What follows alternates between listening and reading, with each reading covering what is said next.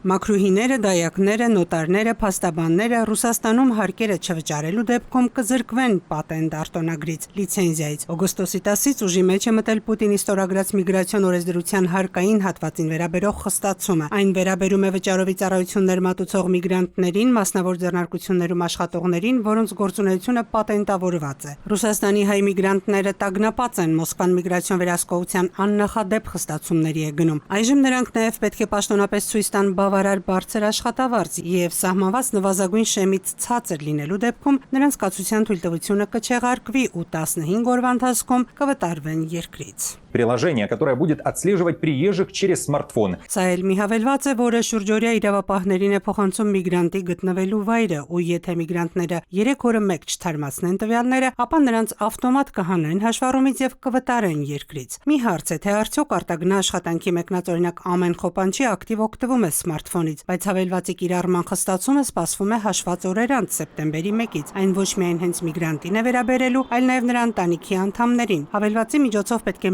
միգրացիոն հաշվառում անցնեն, ներկայացնեն անհրաժեշտ բոլոր տվյալներն ու նույնականացվեն։ Ռուսաստանն է առանց աշխատող ձեռքերի մնալու, թե Հայաստանն է կոլապսի մեջ հայտնվելու, ընդունելով այդ երկիրը լքողներին։ Սա էլ մյուս հարցն է։ Տարբեր հաշվարկներ կան ռուսաստանաբնակ խոպանչիների թվի վերաբերյալ, մինչև 500,000-ի հասնող։ Այս հարցերը Մոսկվային թերևս վերջինն են հետաքրքրում։ Կոնկրետ պահանջ ունեն, արդեն գրեթե վերջնագրի լեզվով ակնկալում են, որ Երևանը մինչև տարեվերջ կողմնորոշվի Եվրամիություն ԵԱՏՄ ընտրության հարցում եւ մինչև դեկտեմբեր հանրաքվե անցկացնի։ 2 օր առաջ Ռուսաստանի փոխարտգործնախարարը հստակ հայտարարեց, եթե մինչև այդ ժամանակահատվածը հանրաքվե անցկացնելու կոչին ականջալուր չլինեն, ԵԱՏՄ առաջնորդները հաշվի կառնեն այդ փաստը հետագա համատեղ քայլերը հստակեցնելու ժամանակ։ Հայաստանի հարցին նախագահները կվերադառնան Եվրասիական բարձրագույն տնտեսական խորհրդի դեկտեմբերին կայանալիք նիստի ընթացքում։ Ռուս դիվանագետը նաև ճշգրտեց, թե ինչպես պետք է ձևակերպված լինի Հայաստանում հնարավոր հանրաքվեի դրվող հարցը։ Դա պետք է չլինի абստրակտ տեսական ձևակերպում, ցանկանում եք անդամակցել ԵՄ-ին թե ոչ,